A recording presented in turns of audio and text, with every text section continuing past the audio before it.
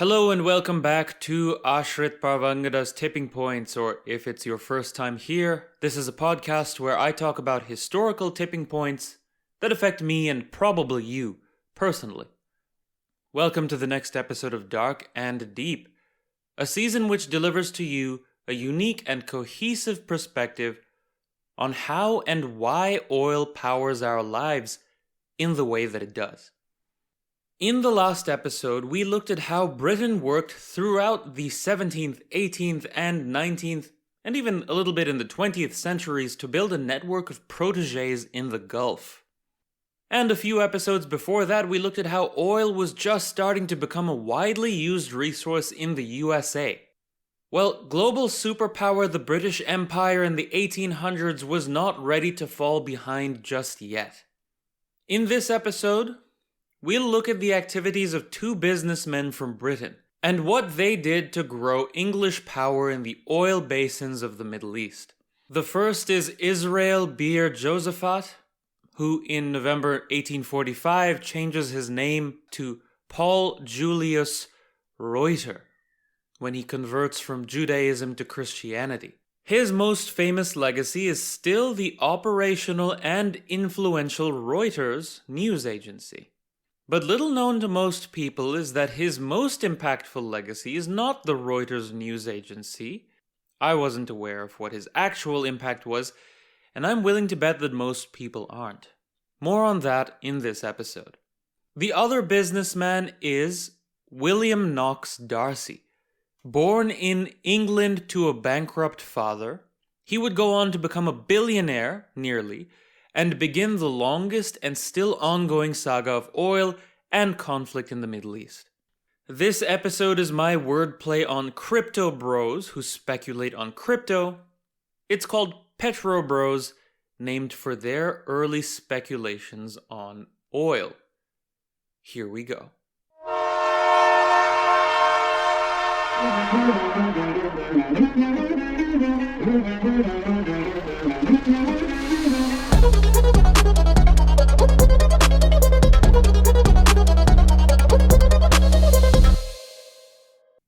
I covered in the previous episode how British agents in various Gulf countries carried a degree of power roughly on par with the region's sheikh or ruler.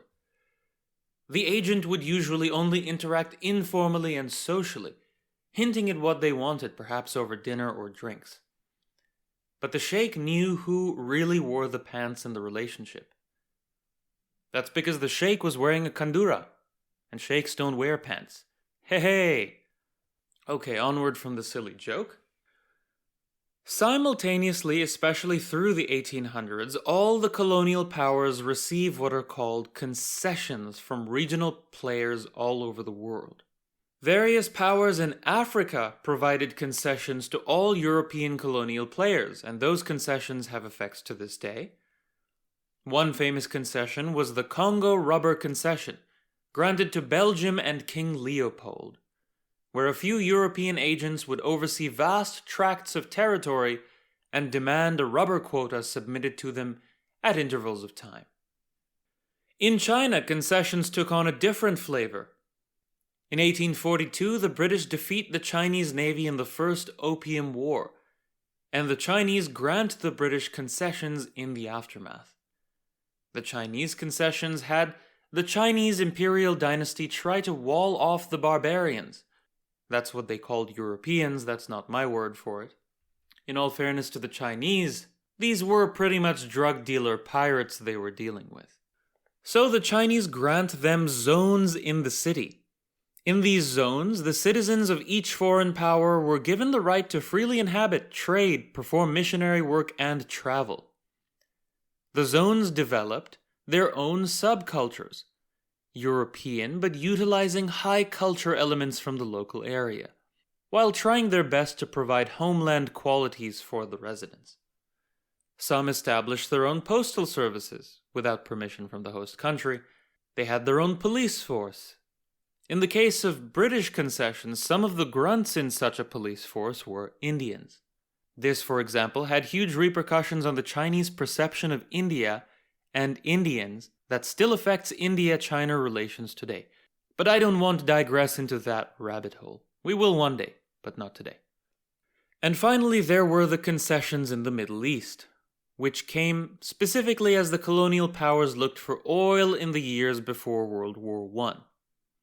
In the latter half of the 1800s, as Britain's great game with Russia continued in the Middle East, the British would gain a major victory in the form of the Reuter concession. Yes, that Reuter from the Reuters news agency. Before he had become Reuter, Israel Beer Josaphat, or Josaphat, was born in 1816 in Germany to a Jewish family. In Göttingen, still one of Germany's academic cities today, Reuter met a mathematician, Karl Gauss, who supported Weber's experiments, which were prerequisites for the electric telegraph. More on the telegraph in a moment in Reuter's life. In 1840, he moved to, wait for it, Berlin. That's where we're recording out of. And in 1845, he converted to Christianity in London and was baptized in a German Lutheran church called St. George's Church. He took the Christian name Paul Julius Reuter. You may be asking, why would a Jew convert to Christianity in the 1800s? Wasn't that only an issue really during Hitler's reign in the 1900s? For those of you who are familiar with European history of this time, Jews have always been historically discriminated against in Germany and Europe as a whole. It wasn't Hitler who did that. Hitler just harnessed existing hatred for his power ambitions and political agenda.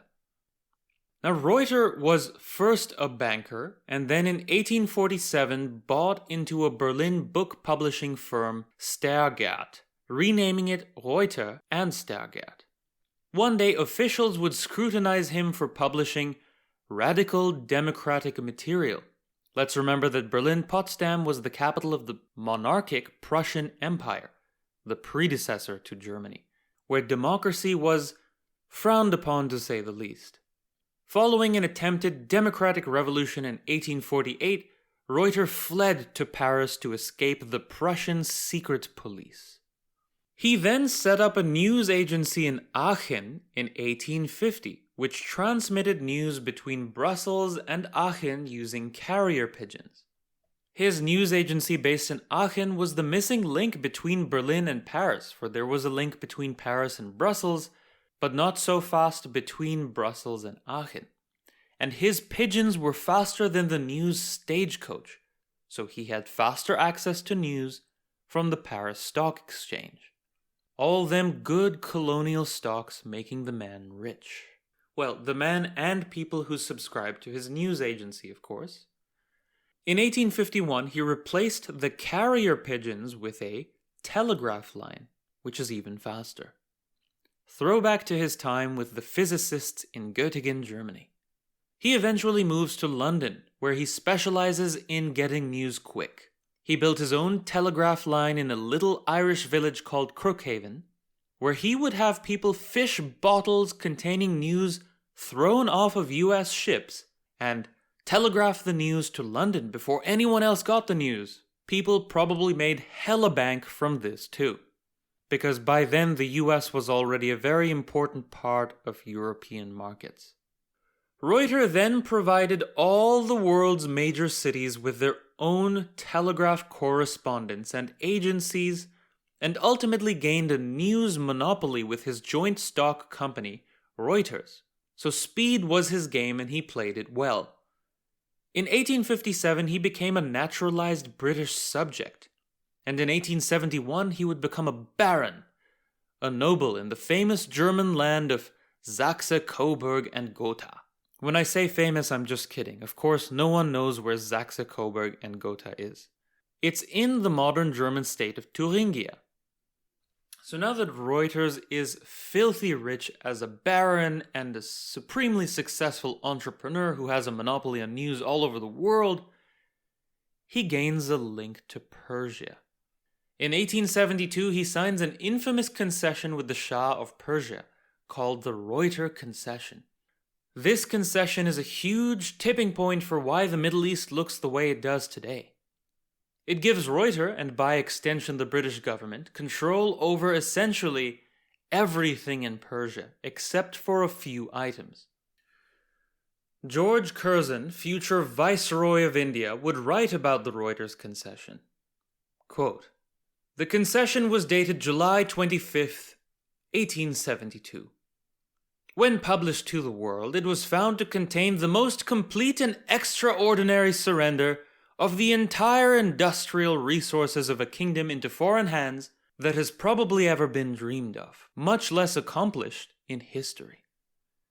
Exclusive of the clauses referring to railroads and tramways, which conferred an absolute monopoly of both those undertakings upon Baron de Ruyter for the space of 70 years, the concession also handed over to him the exclusive working for the same period of all Persian mines, except for those of gold, silver, and precious stones.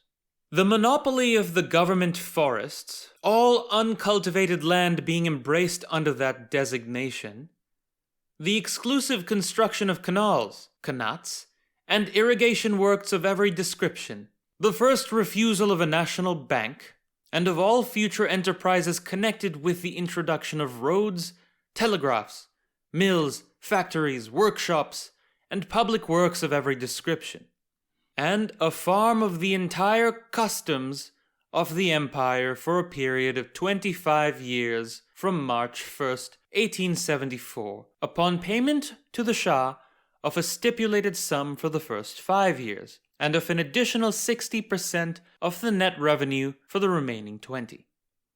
With respect to the other profits, 20% of those accruing from railways and 15% of those derived from all other sources were reserved for the Persian government." End quote.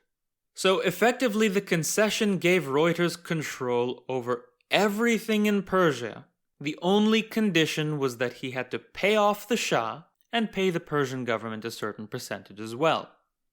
A great deal for the Shah and his cronies, not so good for the Persian people. Now the people are going to be upset, but before we move on to that, this is a good reminder that monarchies all over the world have usually premised their power on extracting the hard work and resources of the people. Now, in that there is some sort of agreement that if another foreign power were to attack the people, that the monarchy would fight them off with their military power. And this sometimes happened. But often, the monarchies didn't really care for the people. They were fighting off the foreign military power so they could continue to extract resources from the people. Most monarchies around the world came to power via violence. The absolute authority of the king or queen sometimes. You go to a farm and you say, "That's a nice bushel of hay or wheat you have there. I'd like 25% of it." And if the people don't comply, it's off with their heads. So it's no surprise that the Shah of Persia decided to be in cahoots with the British government, along with many other kings around the world, in order to make themselves rich at the expense of their people. Now, when the people in Persia heard about this deal, they were understandably upset. The concession was met with widespread protests by locals in Persia, as well as immense pressure from Russia on the Shah of Iran to cancel it. Knowing how much it would piss off the Russians, the British government also didn't grant Reuter the funding he needed. And since he was unable to raise the capital he was looking for, he cancelled the concession. The deal was simply too good for the various powers of the world to accept, including the Persian people. If Reuters had made the deal maybe not so good, it would have gone through and he would have continued to have an even greater degree of power in Persia. This is perhaps an argument for moderation in life. Now, once the first Reuter concession was cancelled, it was followed with the second Reuter concession, right? So the first one was too much, he scaled back a lot, and got the second Reuter concession, which led to Reuter forming the Imperial Bank of Persia, which operated as the first central bank in Iran. This bank would later become what we know today as HSBC Bank Middle East. Remember that position of prestige and protection that the British had in the Middle East? HSBC is their bank. And even when I was growing up in Dubai, in the early 2000s, you could still feel it. HSBC wanted British people in high positions, and people respected the bank and respected those people. This was in the early 2000s. Can you imagine your country's central bank being controlled by one powerful foreigner? Imagine if the US Fed was formed by Jack Ma of Alibaba, and he could print currency and raise interest rates at his will. Imagine if India's RBI was controlled by Elon Musk. It sounds like if the world has come to that, then we live in a terrible dystopia. Well, the colonized peoples of the world did live in that very dystopia for centuries. Reuter would go on to receive a baronhood from the Queen of England in the 1890s. That was probably the highest attainable honor for a person in the 1800s. Become a baron or a knight in England, it must have felt surreal. Moving on to our second Petro bro, another British businessman, William Knox D'Arcy, would sign another world-altering concession with the next Shah of Persia. William Knox D'Arcy was born in Devonshire, England, in 1849, so he was born about 30 years after Reuter, roughly when Reuter fled to Paris and set up his pigeon carrier news agency there. When Knox was a child, his father went bankrupt. He and his family moved to Australia in 1866. Knox chose to learn law and eventually did very well speculating in land in Australia. More than a decade later, D'Arcy would become partner in a syndicate that opened a mine, which turned out to strike it big with gold deposits in Queensland, Australia, with William Knox D'Arcy as the director and largest shareholder. He would go on to be worth an inflation-adjusted $800 million. In 1889, with his fortune, he and his family moved back to England, where he balled it up, entertaining guests and watching horse races. But D'Arcy was about to become an even more influential figure in determining the future of Persia and the Middle East, a country that he would never visit himself. In 1900, D'Arcy agreed to fund a search for oil and minerals in Persia. He had a team to negotiate on his behalf, and this team would secure the concession. This would become known as the D'Arcy concession. D'Arcy would pay the Persian Shah an inflation-adjusted £2.7 million, 20,000 in the money of that time, and the concession gave D'Arcy exclusive rights to prospect for oil in Persia for 6 years. According to the concession, D'Arcy had rights to prospect, explore, exploit, transport, and sell natural gas, petroleum, asphalt, and mineral waxes in 3/4 of Persia for 60 years. He purposefully excluded the northern quarter of Persia due to it bordering the Russian Empire, and nobody wanted to piss off the Russian Empire. And for this privilege of exploring oil in 3/4 of Persia, he paid a measly £2.7 million in today's money. If you don't know how ridiculous that is, the market cap of Saudi Aramco today is $1.85 trillion. £2.7 million will buy you about 0.0001% of Saudi Aramco. But of course, in the 1900s, no one really knew the potential of oil. So to the Shah, this must have just seemed like a quick and reasonable deal for him to make a buck. I still can't quite wrap my head around it, to be honest. Here I am struggling to find good investment opportunities in an oversaturated market, and these darn buggers just bought up whole countries for peanuts. The Shah would personally receive shares, a cash bonus, and profit sharing as a result. But he clearly had no idea about the value of oil. And the 16% profit sharing that the Shah secures is something that would last until 1952, until the takeover of the oil industry by the Iranian government. 1952. William Knox D'Arcy tried to apply for a loan from the British Admiralty, but was denied. He then went looking for funding in France, which worried the British Admiralty, who were more worried in general about the French making any gains in Persia rather than anything to do with D'Arcy's oil quest itself. Here comes another one of those crazy British James Bond stories. The British government sends a spy named Sidney Riley, known as the Ace of Spies, to find a way to get control of the venture from D'Arcy before he sells it to the famously wealthy French Rothschild family. If you haven't heard of the Rothschild family, it's worth jumping onto the internet to delve into some conspiracy theories around them. Very active, very wealthy family that's been in Europe for hundreds of years. So Sidney Riley, the Ace of Spies, was a Russian-born, of course he was, British spy employed with Scotland Yard, who deserves a whole episode on his own.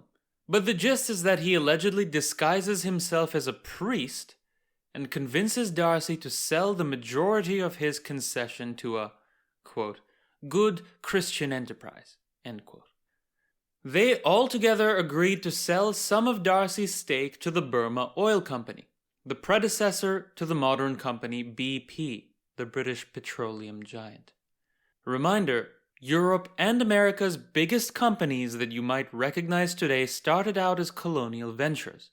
That's the only place they could achieve that kind of commercial scale, with cheap labor, abundant land, and captive markets.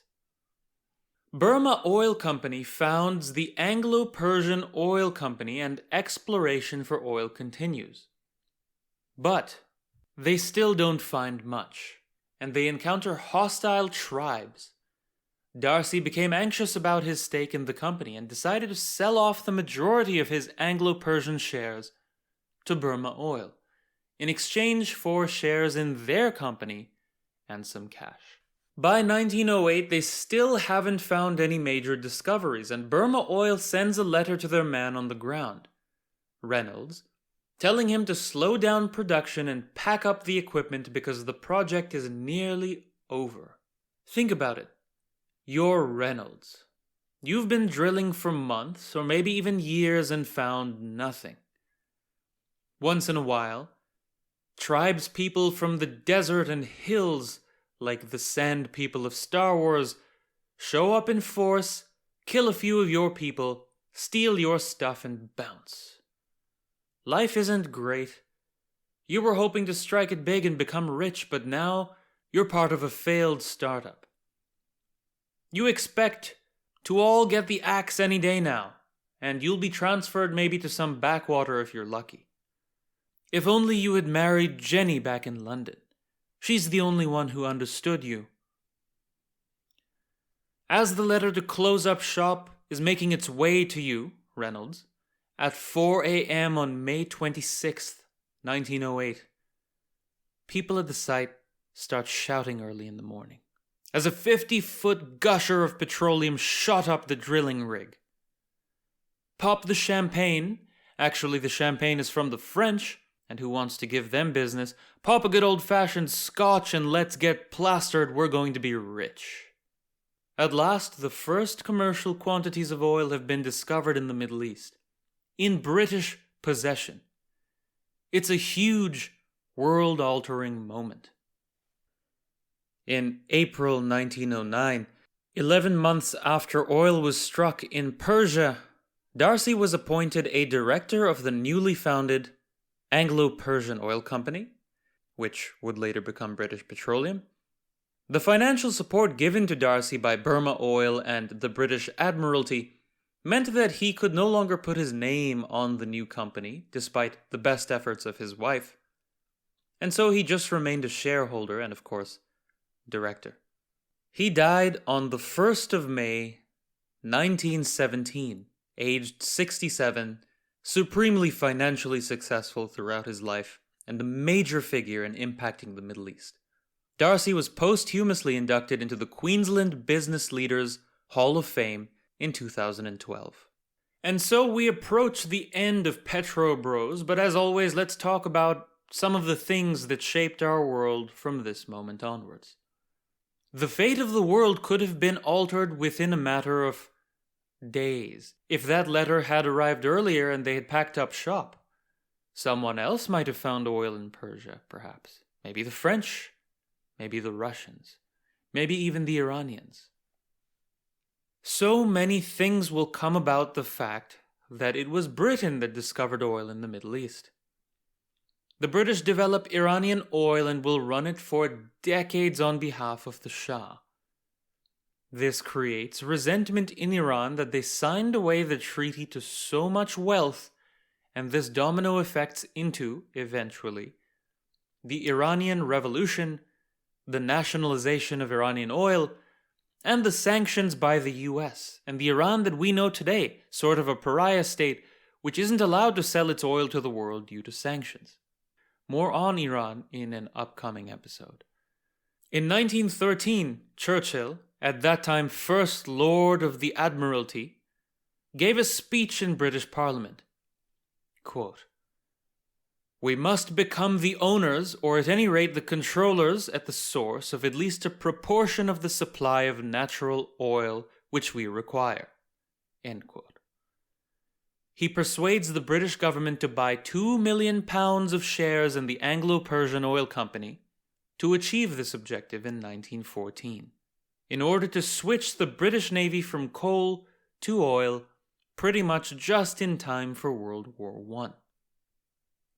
The discovery of oil in Iran also put the British on a very direct collision course with the Ottoman Empire, and is the reason that after World War I, the British and French would dismantle and dissect it. At least it's one of the commercial reasons that this happens, which creates instability in the Middle East in order to ensure that no one could stand up to Anglo-French oil interests.